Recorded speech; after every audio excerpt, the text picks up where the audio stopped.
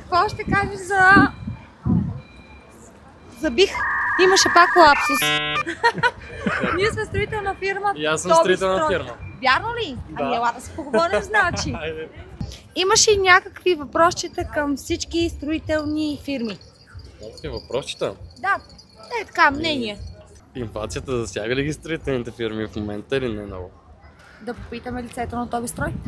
В крайна сметка инфлацията е увеличаване на всички цени. Това означава, че и тези цени се увеличават.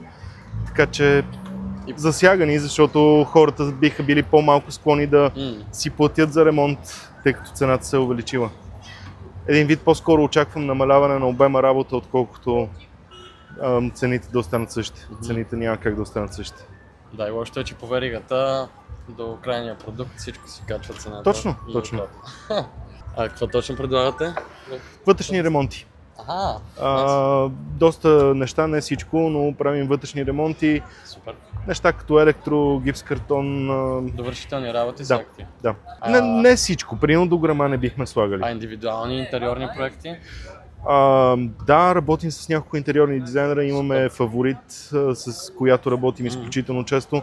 Предпочитаме го, но доста хора не са навити, не са много склонни на интериорен дизайнер, защото си мислят, какво ще дам тук няколко хиляди. А интериорният дизайнер обикновено намира мебели, които са подходящи, мебели, които стават от първия път, мебели, които не са супер скъпи.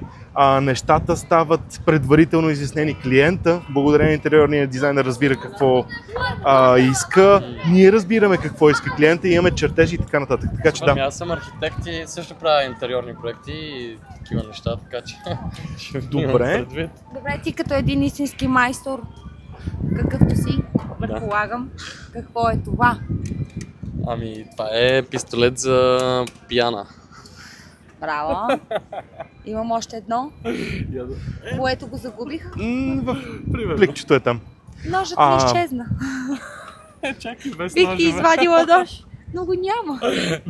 Спокойно. Аз нямам оръжие. Госпожа ли ми каза? Не, без ножове. Шегувам се.